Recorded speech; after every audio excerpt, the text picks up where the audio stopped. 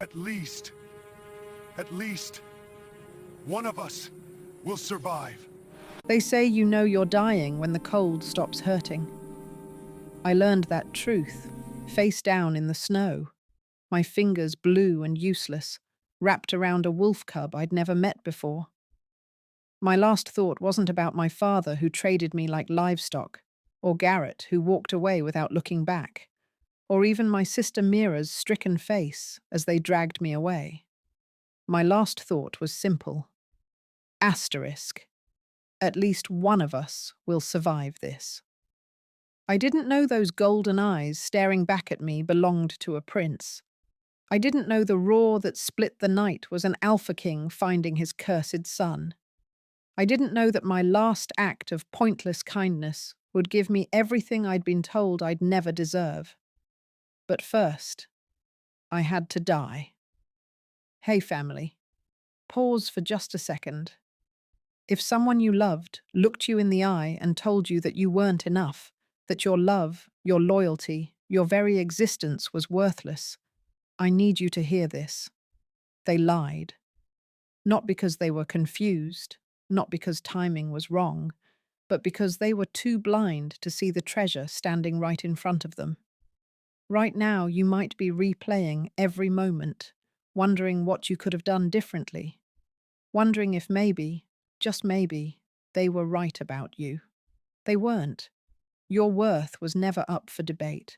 It was never determined by someone too broken to recognize gold when they held it. And the pain you're feeling right now? It's not weakness. It's proof you loved deeply, gave fully, and deserved infinitely better. Here's what they don't want you to know. You're going to rise from this. You're going to become so powerful, so whole, so undeniably radiant that they'll one day see what they lost, and by then, you'll be too busy living the life you deserve to even look back. Stay with me. This story is for you. Now let me tell you about the night I died in the snow, and the family I found on the other side of death. My name is Kira. For 23 years, I was the broken daughter of the Thornvale Pack, a wolf shifter who couldn't shift. In a world where your animal form determines your worth, your status, your very right to exist, I was something worse than human. I was a lie in flesh. A mistake my family tolerated because my sister Mira was perfect enough to make up for me. They called me barren, defective, worthless, and I believed them. I believed them when my father stood in that side room during Mira's engagement ceremony and told me I was being traded to pay a debt. 3,000 gold pieces, or a daughter, and the daughter they could afford to lose was me. I believed them when Garrett, the man who'd courted me for 3 months, pulled me into the winter night and said he couldn't do it anymore, that I wasn't enough without a wolf, that his father said he needed a proper mate. I believed them when the tax collector, a wiry man named Silas with dead eyes, looked me over like livestock and said, "Can't shift. That's unfortunate. Still, she's young enough. Might get some use out of her in the breeding halls." I believed them because that's what you do when everyone you've ever known agrees you're broken. The journey north took 3 days in chains. On the third night, the blizzard hit. Silas dragged me into a shallow cave, more concerned with his horses than his cargo. I huddled against the stone wall. My dress, Mira's old dress, pale blue and too tight in the shoulders, soaked through. My body shook so hard my teeth rattled. "Might not make it through the night," Silas observed, rolling over to sleep. "Oh well, can't be helped." That's when I heard it. A whimper. High and desperate. Coming from outside the cave. I should have ignored it. I was barely alive myself. But that sound, that terrible, lonely sound, it cut through my numbness like a blade. I knew that sound. Was that sound. So I crawled. Out into the blizzard, into the wall of white and wind and killing cold. And there, pinned beneath a fallen branch, was a small black wolf cub. His golden eyes met mine. Too bright, too aware, too human to be just an animal. "It's okay," I whispered through chattering teeth, wedging my shoulder under the branch. "I've got you." One final push. The branch shifted. The cub pulled free. And then my strength gave out completely. I collapsed face first into the snow, the world already fading at the edges. The cold stopped hurting. That's how you knew. The cub nuzzled my face, making desperate sounds, but I couldn't move anymore. My eyes blurred. My heart slowed. Asterisk. At least I saved someone, I thought distantly. Asterisk. At least I did one thing that mattered.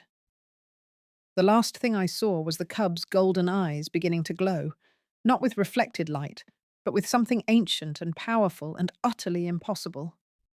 And then a roar split the night, not a wolf's howl. A roar of pure, undiluted fury. The Alpha King had found his son.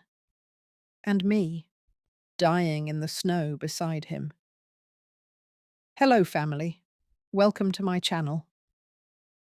Before we go deeper into what happened when I opened my eyes in that castle, when I learned the cub was a cursed prince, and his father was the most powerful alpha in the territories, I need something from you. Tell me in the comments where you're watching from. It matters to me. You matter to me. Hit that like button if you've ever been called broken, worthless, or not enough. Subscribe, because this story gets more impossible, more beautiful, and more painful before it gets better. And I promise you, the way it ends will remind you why you're still here, still fighting, still believing you deserve more. Share this with someone who needs to hear that their worth was never determined by the people who failed to see it. Drop your thoughts below. Have you ever been traded, dismissed, or cast aside by people who were supposed to love you? Have you ever saved something, or someone, when you yourself were dying? Your story matters. I see you. Now let me tell you what happened when I woke up in the beast's castle. Warmth. That was the first thing I registered when consciousness dragged me back from the edge of death. Not the pleasant warmth of summer sun or hearth fire, but the aggressive, almost painful warmth of a body that had forgotten what heat felt like. My fingers burned. My toes screamed. Every inch of skin prickled with the agony of frozen flesh, remembering it was supposed to be alive. I tried to open my eyes and couldn't. They were crusted shut, lashes frozen together. "She's waking!" A woman's voice, soft and frightened. "Leave us." A man's voice, deep and cold as a winter river. Footsteps retreated quickly. A door closed with a heavy finality that made my chest tighten with instinctive fear. I forced my eyes open. The room was vast and beautiful in a way that felt aggressive. White marble, silver filigree, enormous windows showing grey sky. A fire roared in a hearth large enough to stand in.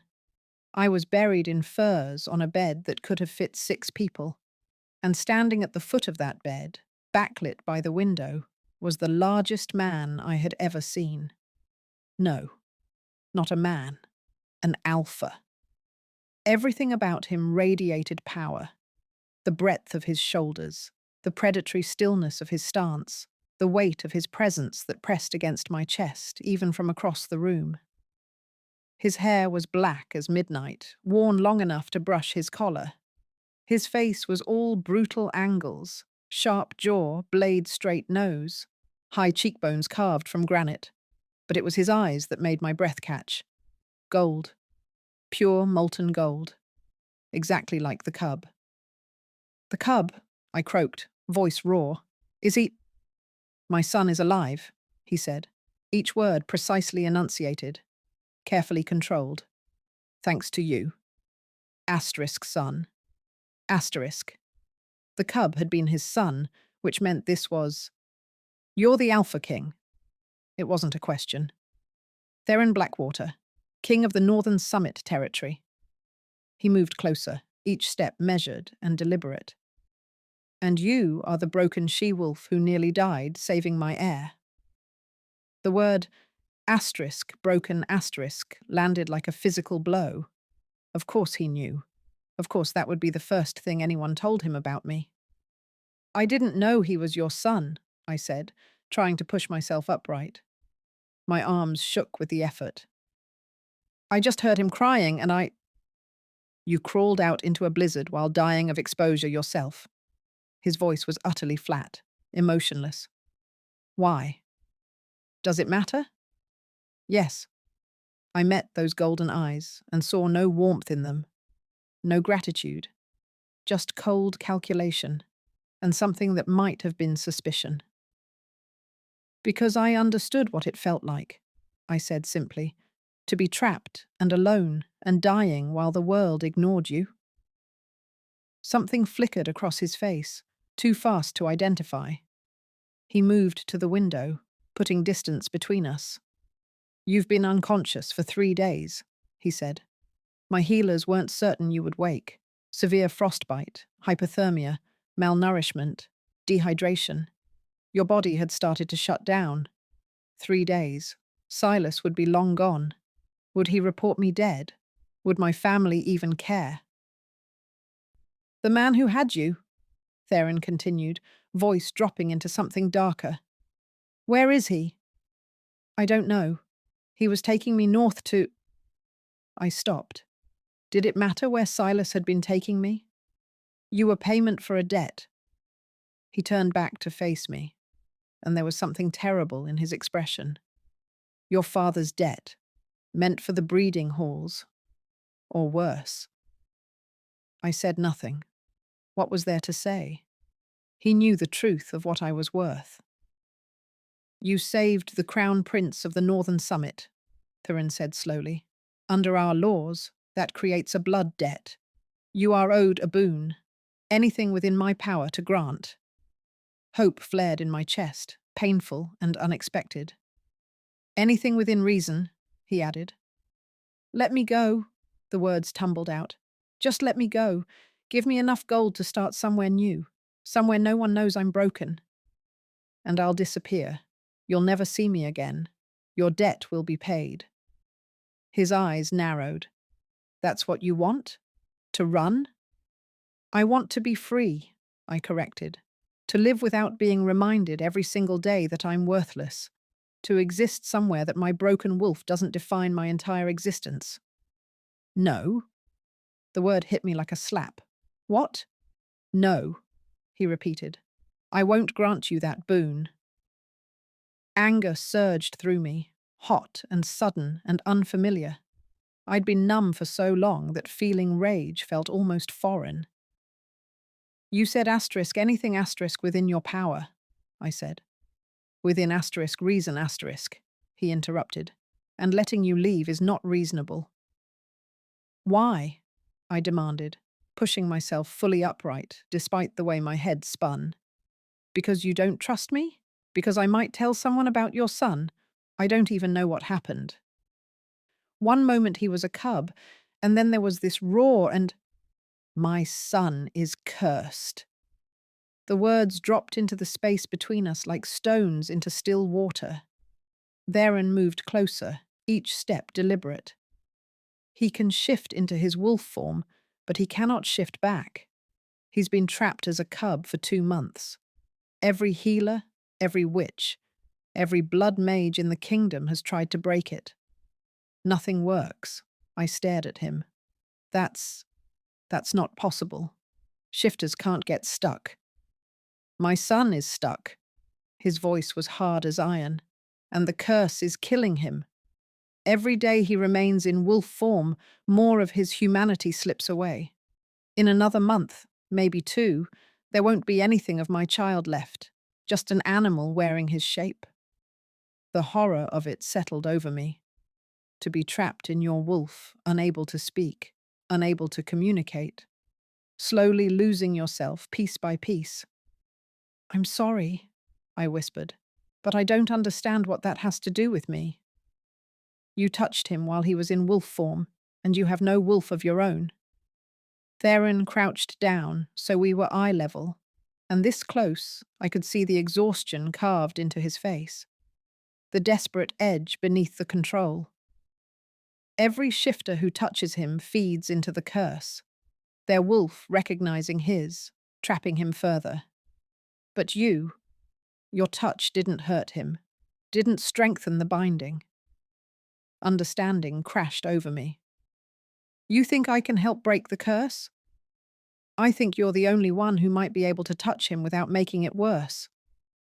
He stood abruptly, pacing to the fire. The witches say the curse must be weakened before it can be broken. That requires daily contact, daily reinforcement that he's not just a wolf, but every time a shifter tries, he regresses further. So you want me to stay? I said slowly. To be near your son, to help break this curse. Yes. And if I refuse? If I demand you honor the blood debt and let me go? He turned to face me, and the expression in his golden eyes was absolutely merciless. Then I will lock you in a tower until the curse is broken or my son is dead. Either way, you're not leaving. The words should have terrified me, should have sent me scrambling for escape. But there was something about the raw desperation beneath his cruelty, the way his hands clenched at his sides like he was barely holding himself together. This wasn't a tyrant playing with power. This was a father watching his child die. If I agree, I said carefully. What are the terms? You'll live in the castle. You'll spend time with my son every day, reading to him, talking to him, reminding him he's more than an animal. You'll submit to the witches' examinations so they can study why your presence doesn't worsen the curse. He paused. And in exchange, you'll have everything you need: food, clothes, books, comfort. A life without judgment, without shame. His voice softened almost imperceptibly. A purpose beyond survival. Asterisk. A purpose. When was the last time anyone had suggested I might have a purpose? How long? I asked. Until the curse breaks. Or your son dies, I finished. And then? If it breaks, do I go free? If it breaks, I will grant you whatever boon you ask. Gold, land, title, anything. What about if it doesn't break? The question hung heavy between us. If he dies despite everything, what happens to me? Theren was quiet for a long moment. Then you're free regardless, he said finally. I won't punish you for failing at something impossible. There was something in his voice. Not quite kindness, but close to it. A recognition of shared helplessness. I thought about Silas's carriage, about the breeding halls and pleasure houses, about my father's hollow voice saying asterisk the debt is paid asterisk, about Garrett walking away, about a lifetime of being the broken thing everyone else worked around. I'll do it, I said. Not because you're forcing me, but because I understand what it feels like to be trapped in your own body, to have everyone see you as something you're not. His eyes met mine, and for just a moment, the cold calculation cracked.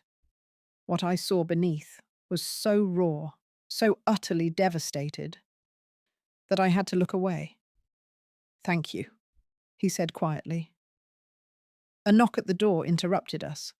A young woman entered, petite, with auburn hair and the careful blank expression of a servant who'd learned to be invisible.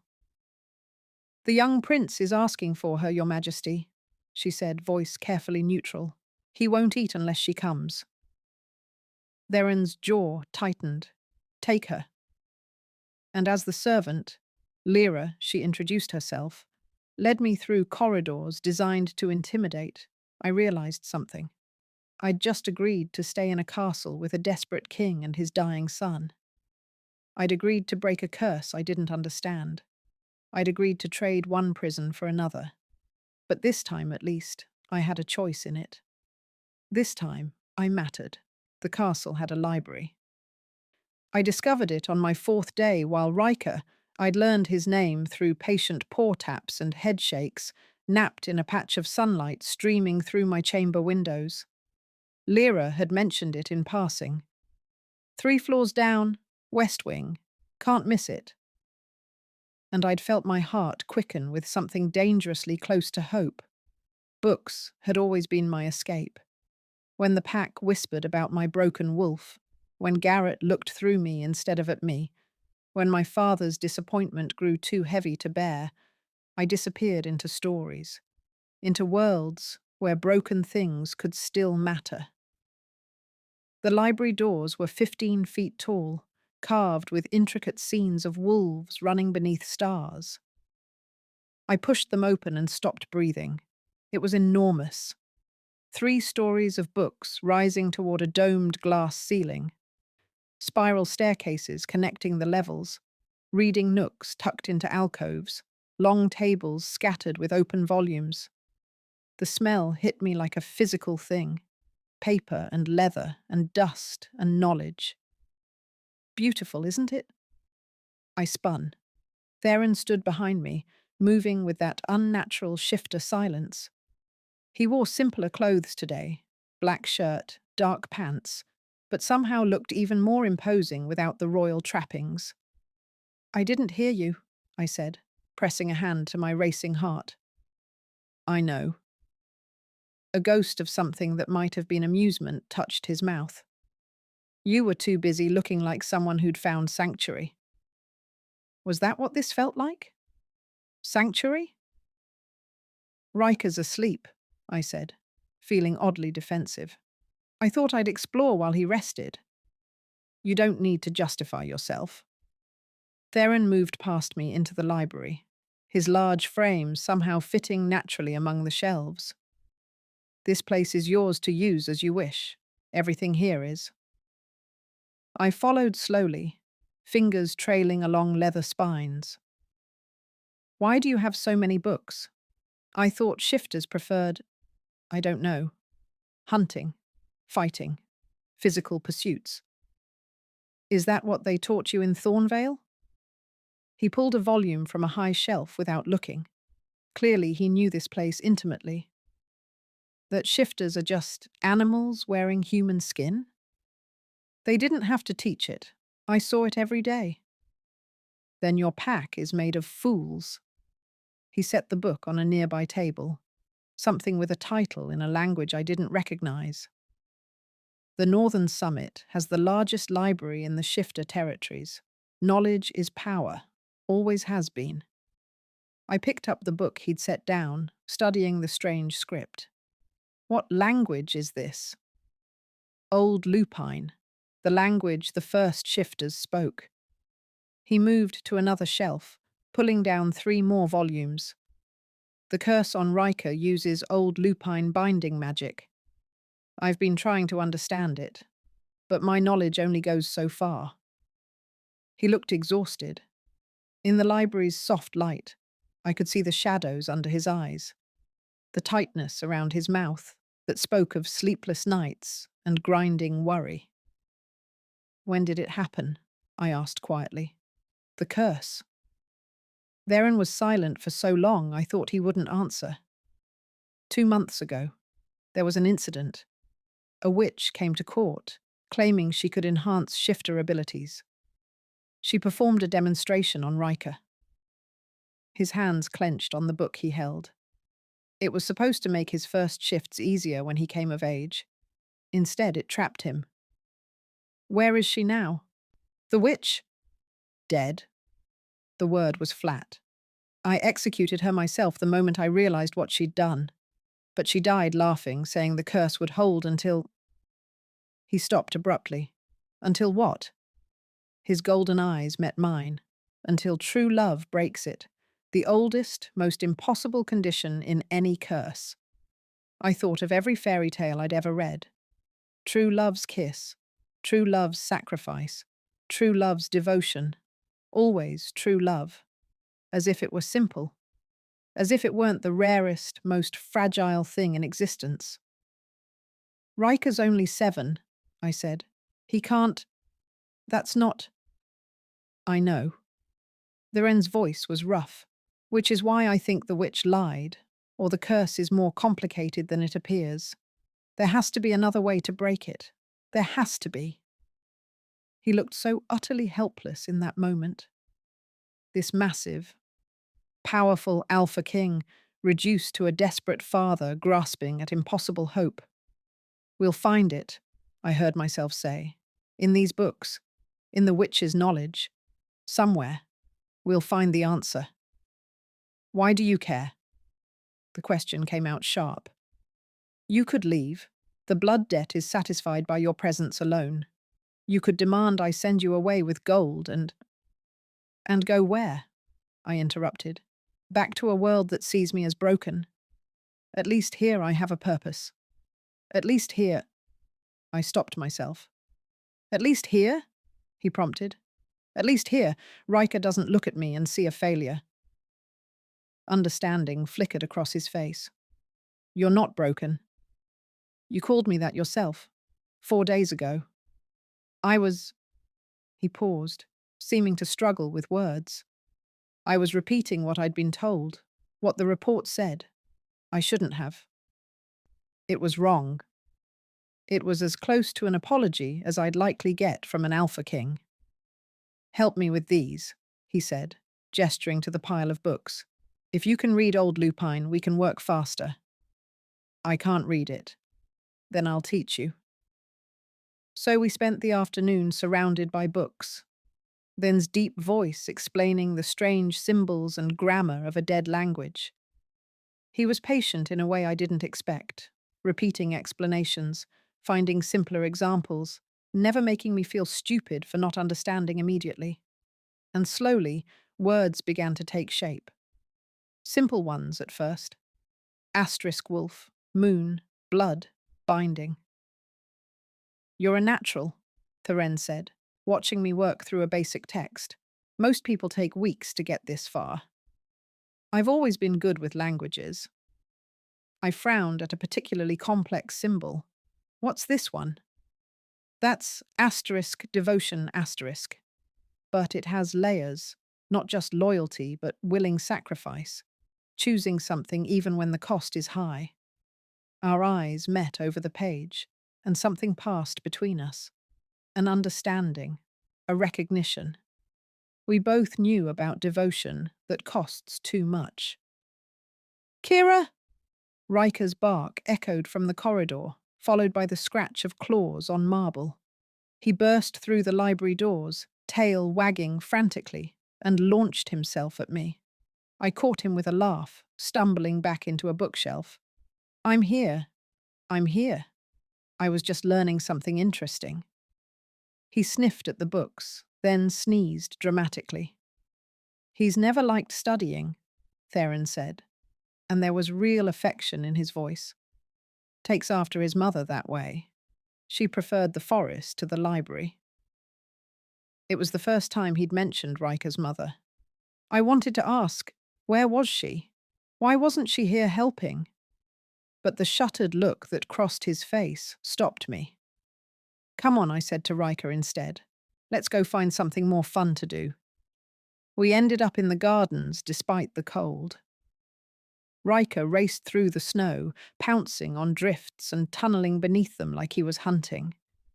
I followed more slowly, laughing at his antics. He seems happier, Theren said from behind me. I'd known he was there. I was learning to sense his presence, the weight of his attention. He's still a child, I said. He needs to play, curse or not. The healers said I shouldn't encourage his wolf behaviors, that it might make the curse stronger. The healers are idiots. The words escaped before I could stop them. I turned to face him, expecting anger. Instead, he looked intrigued. Explain. Ryker isn't becoming an animal. He's trapped in an animal's body. There's a difference. I gestured to where the cub was now trying to catch snowflakes on his tongue. Denying his wolf nature won't make him more human. It'll just make him miserable. He needs to be allowed to be both, the boy and the wolf. That's what will keep him whole. Theren studied me with those penetrating golden eyes. You understand him. I understand what it's like to be caught between two worlds, never quite fitting in either. Because you can't shift. Because I'm not supposed to exist, I corrected. I have a shifter's senses, a shifter's strength and healing, but no wolf. I'm neither human nor true shifter. I'm the thing that proves the rules aren't absolute. People hate that. I don't hate it. The simple statement hung in the cold air between us. Why not? I asked. Because absolute rules are a lie. The world is more complex than we pretend. He moved closer. Close enough that I could see gold flecks in his amber eyes. You saved my son when you were dying. You came into a strange castle, threatened with imprisonment, and chose to stay anyway. You challenged the healers when they're wrong. You treat Ryker like the person he is, not the animal he appears to be. He paused. You're the furthest thing from broken I've ever met. My breath caught. No one had ever spoken to me like that. Like I was valuable. Like I mattered. I don't know what to say, I whispered. Then say nothing. He reached out slowly, giving me time to pull away, and brushed snow from my hair. The gesture was oddly gentle for such a large, dangerous man. But know that I see you, Kira. Not the broken she-wolf, not the unwanted daughter. Asterisk you, asterisk. Ryker chose that moment to barrel into both of us, breaking the tension. We stumbled apart, and Theren actually laughed, a real, genuine sound that transformed his stern face into something almost boyish. All right, little terror, he said, scooping Ryker up. What mischief are you planning now? The cub yipped and squirmed, clearly delighted to have his father's undivided attention. We spent the rest of the afternoon in the gardens, playing elaborate games of chase and hide-and-seek that left all of us breathless and covered in snow. For a few hours, it was possible to forget about curses and blood debts and impossible futures. For a few hours, we were just a family. The thought should have terrified me. Instead, it felt like coming home. That night, after Ryker had finally exhausted himself and fallen asleep in his chambers, Theren invited me to his study. It was smaller than I expected, more intimate than the formal receiving rooms. Books lined the walls here too, but these were clearly well used. A fire crackled in the hearth. 2 chairs faced it, a small table between them set with wine and glasses. Sit, Theren said, pouring wine the colour of rubies. Please. I settled into one of the chairs, butter-soft leather that seemed to embrace me. The wine was sweet and warm, spreading heat through my chest. I want to apologize, Theren said abruptly, for how I treated you when you first woke, for the threats, for making you feel like a prisoner. You were desperate. I understand. Understanding doesn't make it right. He stared into his wineglass. I've been not myself since the curse. Since before that, if I'm honest. Riker's mother, I said quietly. It wasn't a question. She died 2 years ago. Hunting accident. His voice was carefully controlled. One moment she was there, laughing, alive. The next, he drained his glass in one swallow. I'm sorry. She would have liked you. A sad smile touched his mouth. Ara didn't care about protocol or proper behavior. She spoke her mind, challenged anyone who was wrong, and loved Ryker with a fierceness that scared me sometimes. He looked at me. You remind me of her. The way you don't back down. The way you see Ryker as a person first. She sounds remarkable. She was.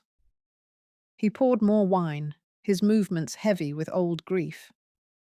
After she died, I threw myself into being king.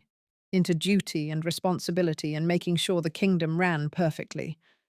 I thought, I thought if I could control everything else, I could protect Riker from more pain. His voice cracked. But then the witch came and I failed him anyway. I let her near him. I trusted the wrong person. And now my son is trapped because I couldn't protect him. The words were raw, bleeding. Theren, look at me. His golden eyes met mine, and I saw the guilt eating him alive. This isn't your fault, I said firmly. The witch lied. She manipulated. She chose to curse an innocent child. That's on her, not you. I should have known. You're not all-powerful. You're just a father trying his best. I reached out, and before I could second-guess myself, took his hand. His fingers were warm and calloused against mine. And you're doing everything possible to save him. That's what matters. He stared at our joined hands like he couldn't quite believe they were real. How are you so wise? He asked quietly. I'm not wise. I've just survived enough to know that sometimes terrible things happen and they're no one's fault. They just are asterisk. Like being born without a wolf. Exactly. We sat in comfortable silence, hands still clasped, watching the fire dance. It felt natural, this quiet intimacy, like we'd known each other far longer than a handful of days. But beneath the comfort, something else was building, something dangerous and electric that made my skin prickle every time his thumb traced small circles on the back of my hand. I was falling for him, and that terrified me more than any curse ever could. The weeks that followed developed a rhythm that felt almost like belonging. Mornings with Ryker, reading, playing, teaching him new ways to communicate. I'd fashioned a board with letters that he could paw at, spelling out simple words. It was slow and frustrating for him, but the joy in his golden eyes when I understood what he was trying to say made every painstaking minute worthwhile. Afternoons in the library with Theren, poring over ancient texts, searching for any mention of curses like Riker's. We'd fallen into an easy partnership, him reading aloud in old lupine, me taking notes and asking questions, both of us occasionally dissolving into debate when we disagreed on interpretations. Evenings in his study, sharing wine and stories, those were my favourite hours. When the king's mask slipped and I got to see just Theren, the man who loved his son desperately, who missed his wife with an ache that never fully healed, who had a dry wit that caught me off guard and made me laugh until my sides hurt. And nights alone in my chambers, trying not to think about how much I looked forward to seeing him each day. Trying not to notice how my heart raced when his hand brushed mine over a book. Trying not to admit that I was falling for a man so far beyond my reach, he might as well have been the moon itself. 3 weeks in, Ryker had his first breakthrough. We were in the gardens, our usual afternoon spot, when he suddenly froze mid-play. His small body went rigid, trembling. I dropped to my knees beside him. Ryker, what's wrong?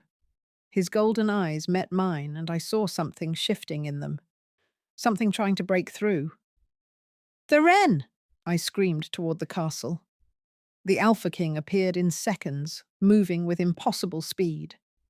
He saw Riker's state and his face went white. What happened?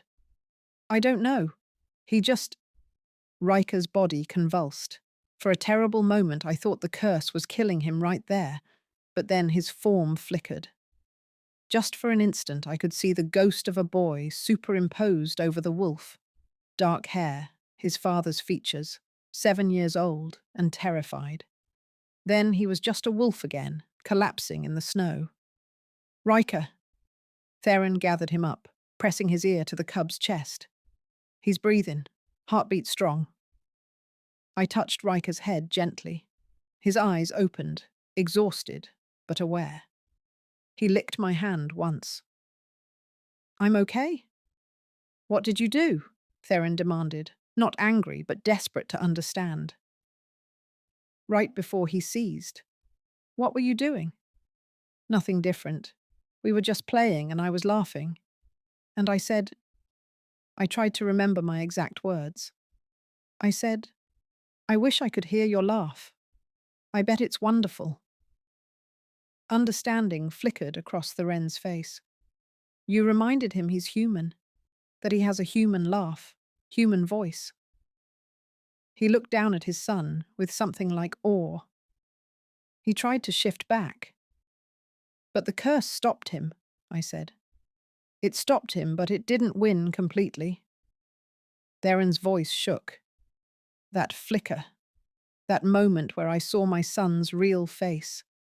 That's the first progress we've had in 2 months. Ryker stirred in his arms, then carefully pawed at my leg. The gesture was weak, but deliberate. What is it? I asked. He did it again. 5 taps, then a pause, 3 more taps. 8 letters? I guessed. He yipped softly. 2 words, 5 and 3. It took longer than usual. He was clearly exhausted, but eventually I understood. Asterisk. Thank you. Oh, Ryker. I stroked his fur gently. You don't have to thank me. We're in this together, remember? He pressed his head against my chest, and I felt his small body relax. Within minutes, he was asleep. Take him inside, I said to Theren. He needs to rest. Come with us. It wasn't a command. It was a request, a need. So I followed. We settled Ryker into his enormous bed, piling furs around him. He looked so small, so vulnerable, even with the progress he'd made. He's stronger with you here, Theren said quietly as we stood side by side, watching Ryker sleep. He tries harder, fights more. He has something to fight for, I said, the possibility of being heard. Is that what you fight for? Being heard. I looked at him sharply. His golden eyes were fixed on me with an intensity that made my skin prickle. I used to, I admitted. I used to think if I could just make people understand that I was still valuable, still worth something despite being broken, then everything would be okay. But no one wanted to hear it. I want to hear it. The simple statement hit me like a physical blow. Why? I asked. Because you matter to me. He said it like it was obvious, like it wasn't the most devastating thing anyone had ever told me. Because in 3 weeks, you've become essential to this family. Because He stopped, jaw tightening. Because I look forward to seeing you every day, more than I should. My heart hammered against my ribs. Theren, I know. He turned away, putting distance between us. I know this is complicated. You're here because of a blood debt, not by choice. You're helping Ryker, not courting his father. What are you feeling? The question escaped before I could stop it. He was silent for so long, I thought he wouldn't answer. Then, voice rough, like I'm waking up after 2 years of sleepwalking, like the world has color again, like I want things I have no right to want. What things? You. He turned to face me, and the raw honesty in his expression stole my breath. I want to know everything about you. I want to hear your thoughts on every book we read. I want to make you laugh, because your laugh is the best sound I've heard in years. I want... He stopped himself. But you should be free to choose your own path, not trapped here by debt and duty. I moved closer, closing the distance between us. What if I don't feel trapped? His eyes widened slightly. Kira, what if I look forward to our afternoons in the library? What if I go to sleep thinking about our evening conversations? What if I swallowed hard, gathering courage. What if I'm falling for you too and it terrifies me? Why does it terrify you? Because nothing good has ever stayed in my life. The admission cracked something open in my chest. Everyone I've ever cared about has left. My mother chose my father's decision over me. Garrett chose his pack's expectations over me. Even Mira. She didn't fight for me. No one fights for me. I would. 2 words. Simple and absolute. You don't know that, I whispered.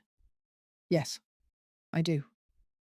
He reached up slowly, giving me every chance to pull away, and cupped my face in his large hands.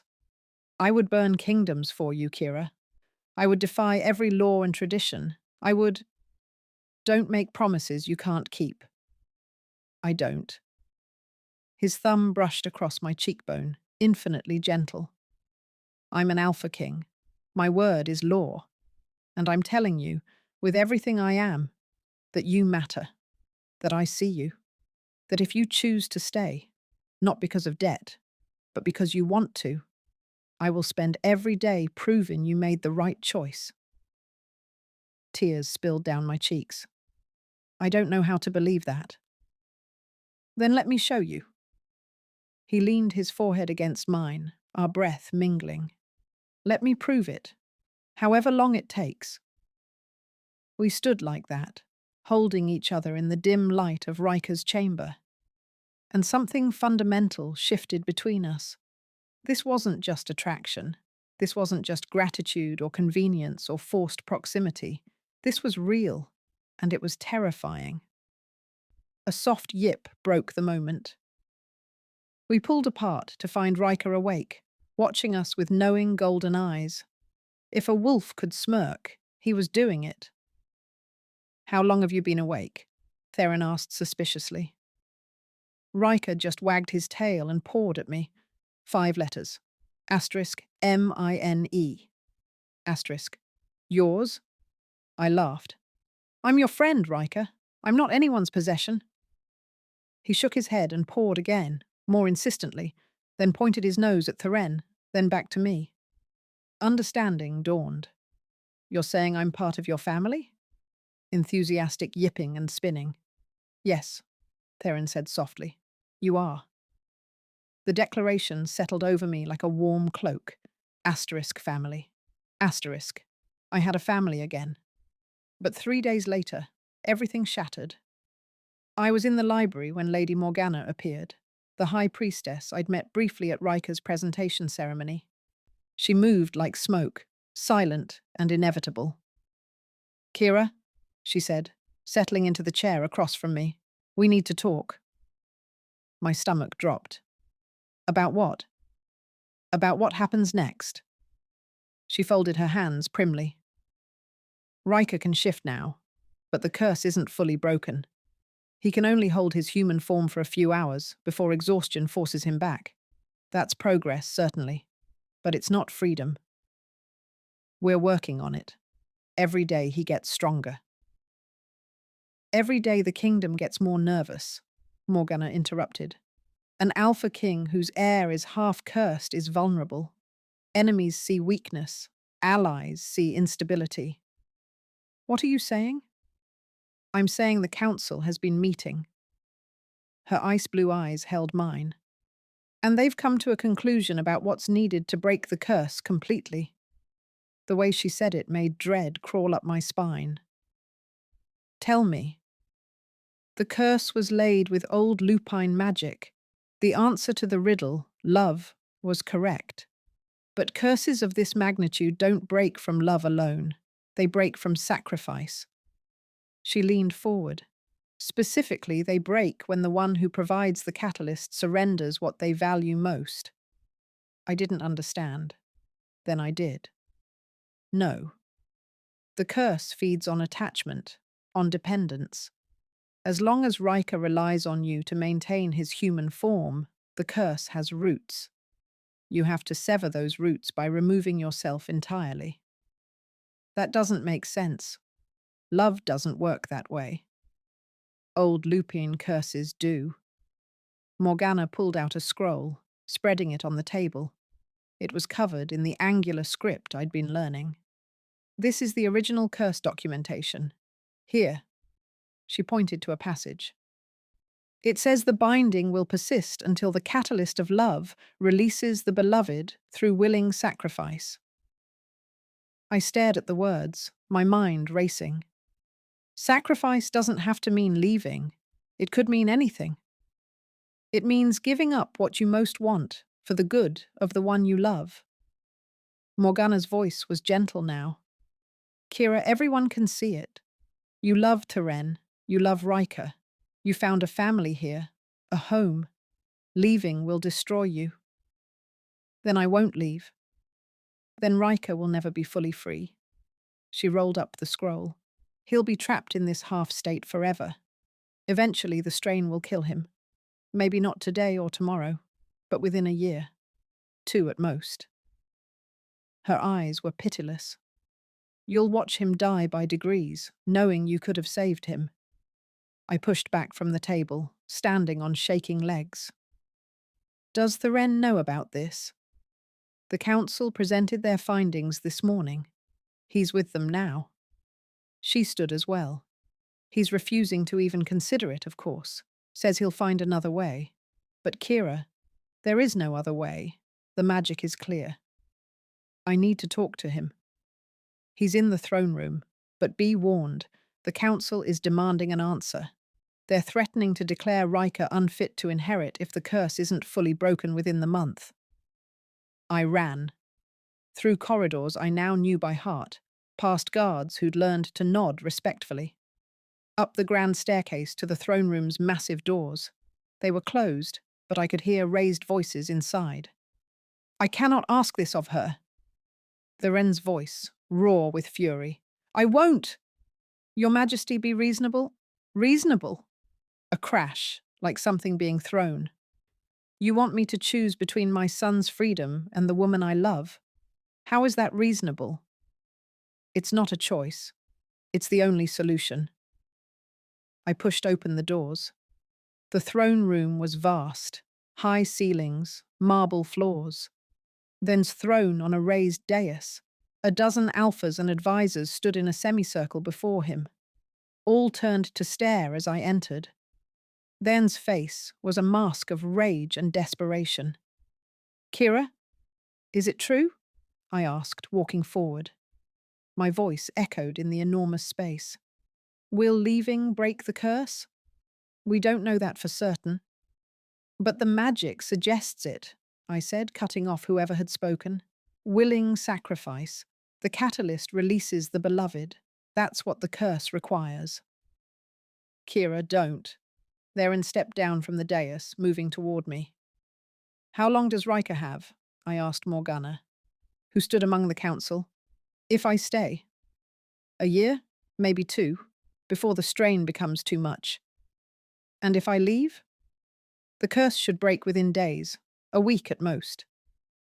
I looked at Theren, really looked at him, saw the fear and fury and helpless grief in his eyes. I'll go, I said quietly. No. He was in front of me in an instant, hands gripping my shoulders. No, I forbid it. I'm the king and… Ryker is your son, I interrupted. Your heir, the future of this kingdom. You're my future, he said desperately. You and Ryker both. I won't choose. You're not choosing. I am. Tears streamed down my face, but my voice was steady.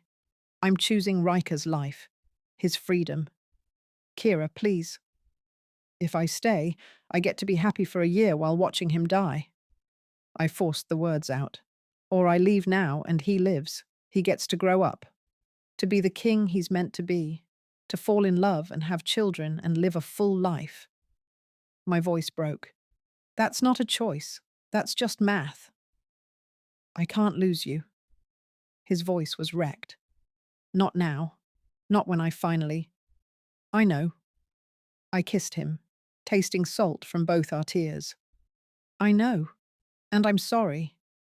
But you taught me what love really means, what choosing someone means. I pulled back, meeting his eyes. It means wanting their happiness more than your own.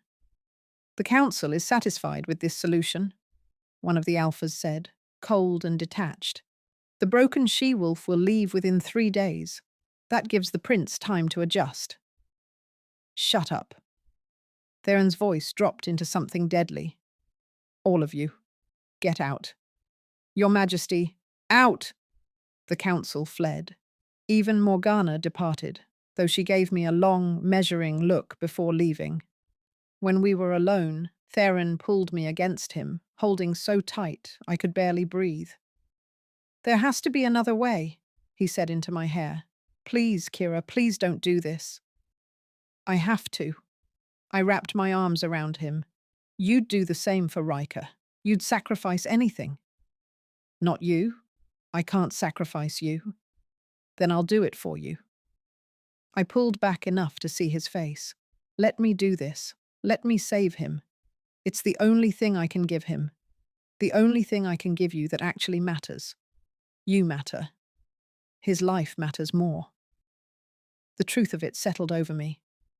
I was dead in that snow, Theren. Dead and forgotten. These months with you, with Ryker, they've been borrowed time. A gift. But Ryker's whole life is ahead of him. I can't be the reason he loses that. Theren made a sound like something breaking. He buried his face in my neck, shoulders shaking. We stood like that, holding each other, until a small voice interrupted. "Kira?" We turned. Ryker stood in the doorway, human form, wearing the small clothes that had been made for his shifted body. His golden eyes were wide with fear. "Ryker," I said, trying to smile. "How long have you been—" I heard. He walked forward slowly. "You're leaving? Because of me?"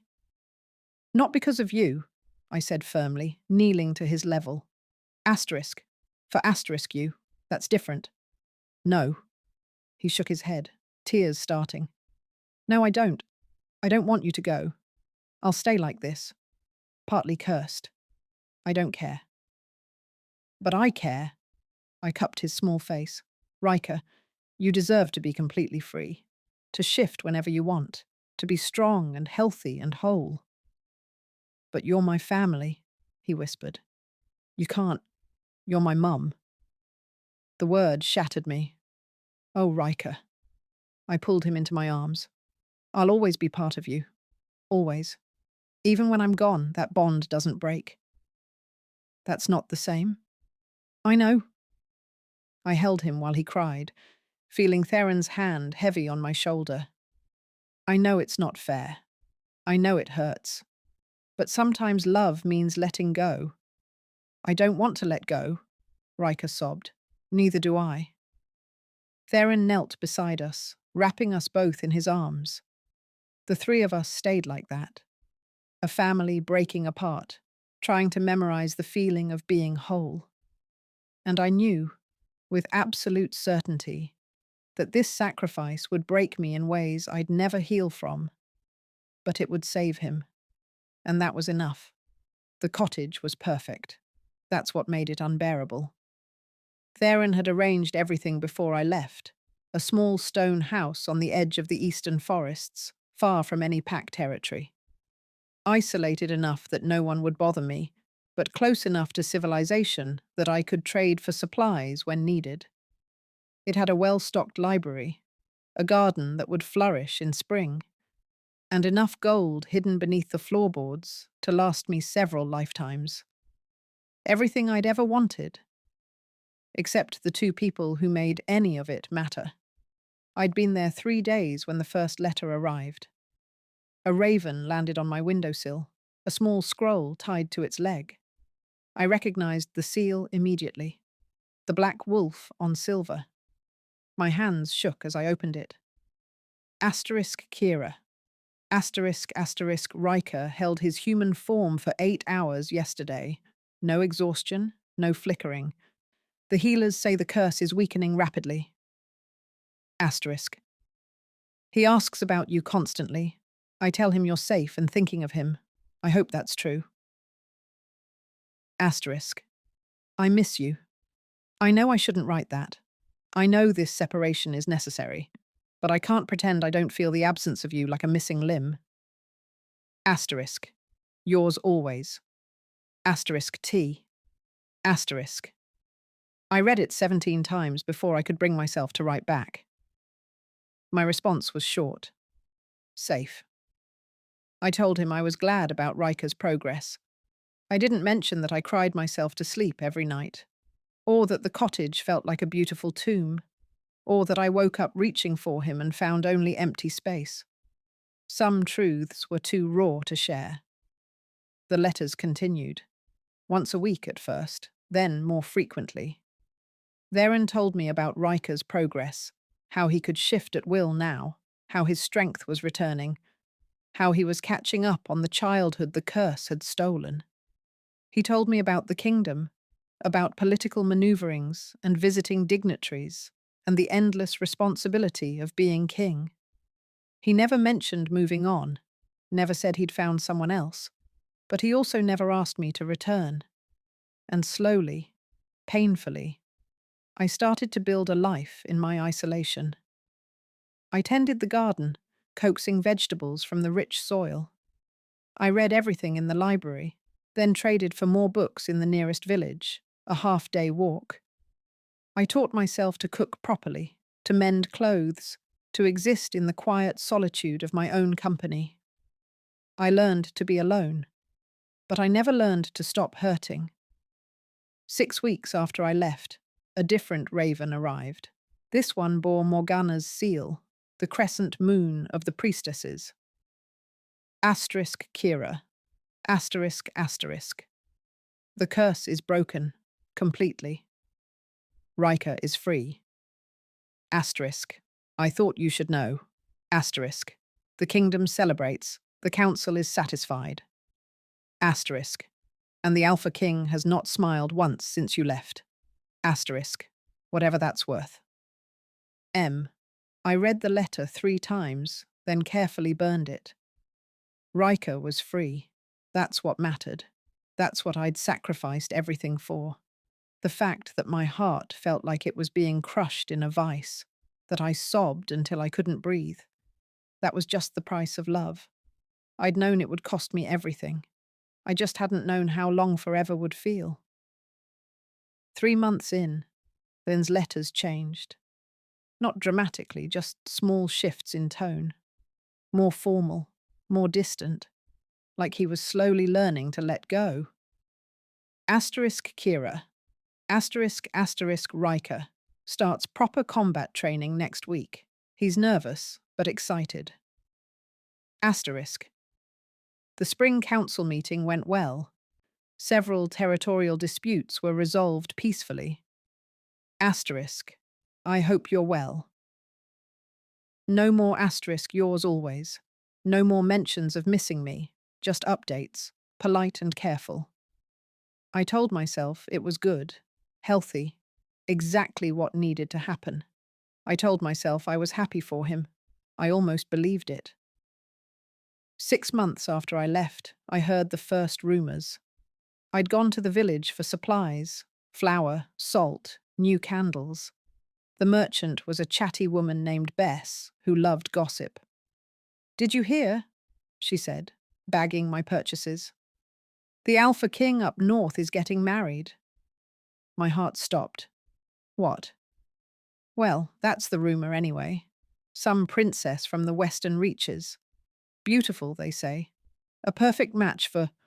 Oh, are you all right? You've gone pale. I'm fine. I forced coins into her hand. Thank you. I made it halfway back to the cottage before I had to stop and vomit into the bushes. Asterisk married. Asterisk. He was getting married. Of course he was. He was an Alpha King. He needed a queen. Someone who could give him more heirs. Someone who could shift and fight and fulfill all the duties I never could. Someone who wasn't broken. I told myself I had no right to be devastated, that I'd left, that I'd chosen this, that he deserved happiness. But knowing something intellectually and accepting it emotionally were two very different things. That night, I didn't write back to his latest letter, or the one after that. What was the point? He was moving on, building a new life. He didn't need letters from the woman who used to matter. 8 months in, Lyra appeared at my door. I almost didn't recognize her. She was dressed for travel, not in her servant's uniform, but her warm eyes were the same. "Kira," she said, breathless, "can I come in?" I let her inside, numb with shock. "How did you find me?" "The king told me where you were, before I left." She settled at my small table, accepting tea with grateful hands. "I don't work at the castle anymore." "Why not?" "Because I couldn't watch it anymore." Her voice was thick with emotion. Watch him slowly dying inside while pretending everything was fine. Watch Ryker asking about you every day. Watch the whole castle pretending that losing you wasn't destroying them both. But the marriage? What marriage? Lyra looked genuinely confused. "The princess from the Western Reaches." Bess said, "Oh, asterisk that." Asterisk. Lyra waved dismissively. "Rumour. The Western Reaches did send a delegation proposing an alliance marriage. The king refused rather spectacularly, from what I heard. Told them he was already spoken for." Hope flared in my chest, dangerous and painful. "But he hasn't asked me to return." "Because he thinks you don't want to." Lyra leaned forward. "Kira, your letters stopped. He thinks you've moved on, that you're building a new life and don't want to be dragged back into castle politics and royal duties." "That's not—" "I thought he was moving on." "You're both idiots," Lyra said fondly. "Two people desperately in love, convinced the other doesn't want them anymore. He said he'd ask me to come back when enough time had passed. And you promised you'd try, but you stopped writing." She squeezed my hand. "Kira, he's not moving on. He's barely surviving. He does his duty, he cares for Ryker. And then he locks himself in his study with your letters and pretends no one can hear him crying." The image broke me. "I didn't know." "Now you do." Lyra stood. "So the question is, what are you going to do about it?" I spent 3 days wrestling with the question. Part of me wanted to run back immediately, to throw myself at his feet and beg forgiveness for the silence, for the distance, for not being brave enough to believe we could have a future. But another part, the part that had been broken and discarded too many times, whispered caution. What if Lyra was wrong? What if Theren had just been kind to a former servant? What if returning would be awkward and painful, and prove that some sacrifices couldn't be undone? On the 4th day, a new letter arrived. Then's handwriting, but different. Rushed. Almost frantic. Asterisk Kira. Asterisk asterisk. "I don't know if you're still reading these. You haven't responded in 2 months. Maybe you've moved on. Maybe you found happiness in your freedom. Asterisk. I hope you have. Asterisk. But I need to tell you something, even if you never respond. There's a ceremony next week, Ryker's official presentation as Crown Prince, the moment we formally announce that the curse is completely broken and he's fit to inherit. Asterisk. He asked if you'd be there. Asterisk. I told him I didn't know, that you might have other commitments. Asterisk. But Kira, I want you there. Not for ceremony or duty, or because the blood debt requires it. I want you there because you're family, because none of this means anything without you. Asterisk. And if you don't come, I'll understand. I'll know it means you've chosen your own path, and I'll be happy for you. Even if it kills me. Asterisk. But if there's any part of you that wants to try, that thinks maybe we could build something together, even after everything, please come. Asterisk. I love you. I never stopped. I never will. Asterisk. Please come home. Asterisk. Yours always. Asterisk. They're an asterisk. I read the letter once, twice, 20 times. Then I started packing. The journey back took 3 days. I could have hired a fast carriage, but I needed the time to think, to prepare, to figure out what I'd say when I saw him again. In the end, I had nothing. just hope and terror and love, so fierce it hurt to breathe. I arrived at the castle gates on the morning of the ceremony. Guards I didn't recognize challenged me until an older one, someone who'd been there during my time, recognized me and waved me through. "Lady Kira," he said, grinning. "We'd hoped you'd come." The castle was transformed. Banners everywhere, people rushing about in formal clothes, the energy of a major celebration thrumming through the air. I felt completely out of place in my simple travel clothes, dust-covered and exhausted. "Kira?" I turned. Ryker stood in the corridor, no longer the small 7-year-old I'd left. He was bigger now, taller, his features more defined, growing into the king he'd someday be. But his eyes, those golden eyes, were exactly the same. "Ryker," I breathed. He stared at me for a long moment. Then he ran. I caught him, stumbling back as he crashed into me. He was almost too big to lift now, but I managed, holding him tight while he clung to me. "You came," he said, voice muffled against my shoulder. I was scared you wouldn't." "I'm sorry," I whispered. "I'm so sorry I stayed away so long." "You're here now." He pulled back, grinning through tears. "That's what matters. Father's going to—" He stopped, eyes widening. "He doesn't know you're here, does he?" "No." "Oh, this is going to be asterisk good." "Asterisk." Ryker grabbed my hand. "Come on. The ceremony starts in an hour. You need to—" "Ryker." I looked terrible. "Lyra," he bellowed.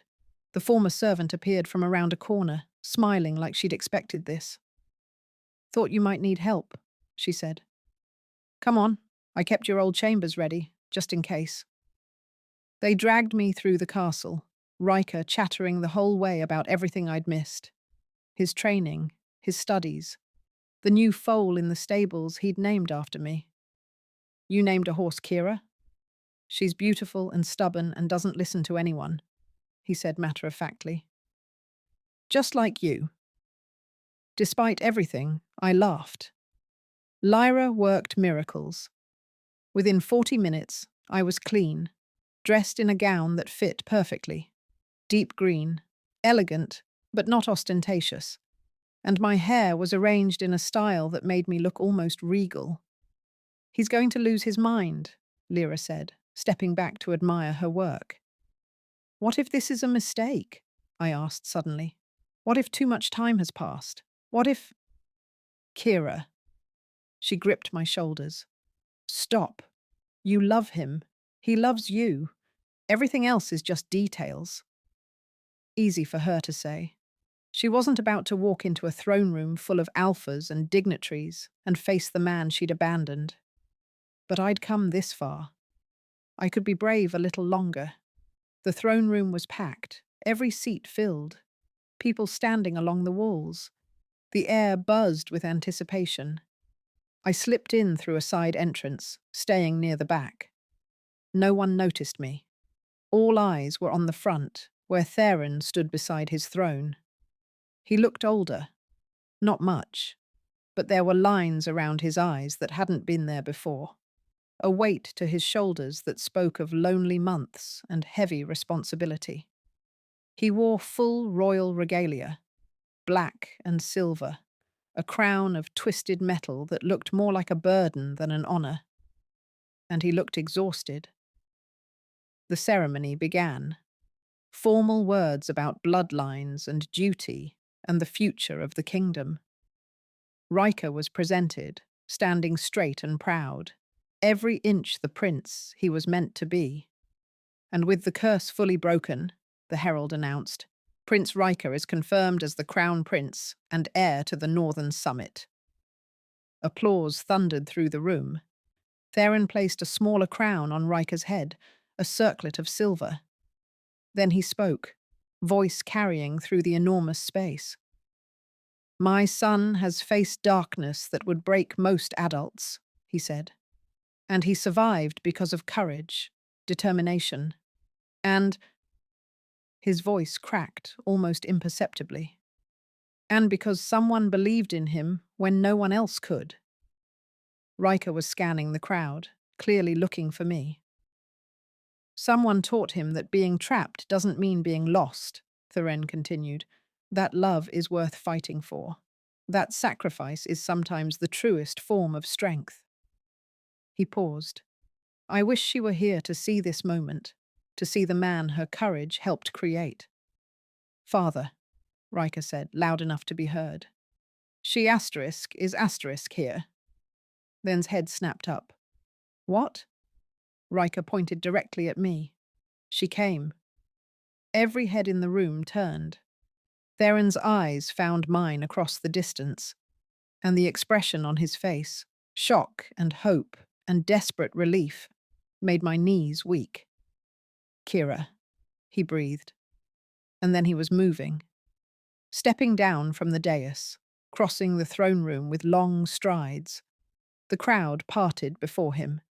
He stopped in front of me, close enough to touch, but not touching, like he was afraid I'd disappear if he reached for me.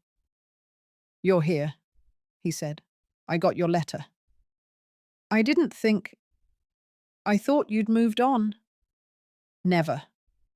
The word came out fierce. I stopped writing because I heard you were getting married. I thought you didn't need... I'm not getting married. He did touch me then, hands cupping my face. There's only you. There's only ever been you. I'm sorry I stayed away so long. I was scared. I know. His thumb brushed my cheek. I was scared too. But you're here now. I'm here now, I confirmed. He kissed me, right there in front of the entire court. The Alpha King kissed me like I was air and he'd been drowning. The throne room erupted, gasps and whispers and shocked exclamations. I didn't care. I kissed him back, pouring a year of loneliness and longing into it, and felt pieces of my broken heart start to knit back together. When we finally broke apart, Theren rested his forehead against mine. Don't leave again, he whispered. Please, I can't survive losing you twice. I won't, I promised. I'm home, finally. Mum! Riker crashed into both of us, wrapping his arms around us in a fierce hug. You came back. You really came back. Of course I did, I said, holding him tight. I promised I'd try, remember? Is that a yes? Theren asked suddenly. To the question I asked before you left. Will you stay?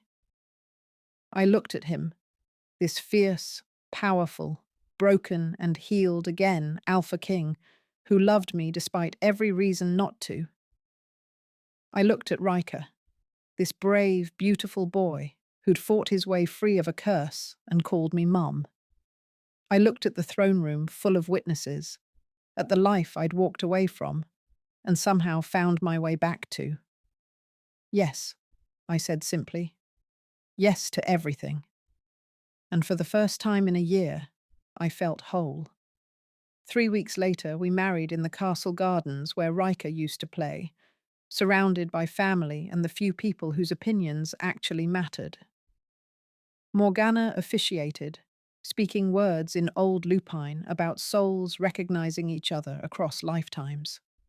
When Theren kissed me, when he took my hand and declared before witnesses that I was his chosen mate, his queen, his forever, I felt something shift in the very air around us. Power, recognition, the universe itself acknowledging our bond. And as I stood there with my family, my broken, beautiful, impossible family, I realized something. I wasn't broken anymore. Maybe I never had been. Maybe I'd just been waiting to find the people who could see me whole. Hey, family. Thank you for staying until the end. This story wasn't just about Kira finding love. It was about her discovering that her worth was never determined by the people who failed to see it. That different doesn't mean damaged, that sometimes the most broken hearts beat the strongest. If you're watching this and you've ever felt worthless, cast aside, or told you weren't enough, I want you to know something. You are seen, you are valued, and your story isn't over yet. Subscribe to this channel if you believe outcasts deserve happy endings too, because there are real people out there feeling broken, feeling worthless, feeling like Kira did, who need to see that their journey matters. Hit that like button if this story broke you and rebuilt you at the same time. Share this with someone who needs to hear it, someone who's been told they're not enough, someone who's still waiting to find their family. And drop a comment below. Tell me, have you ever sacrificed something precious for someone you loved? Have you ever been the outcast who found belonging? Your story matters. I see you. This is our community. A place where different isn't wrong, where broken things become beautiful, where love, messy and imperfect and brave, is enough to change everything. Thank you for being here. Thank you for believing these stories matter. Until next time, family, keep fighting, keep believing, keep knowing your worth. You deserve your happy ending too.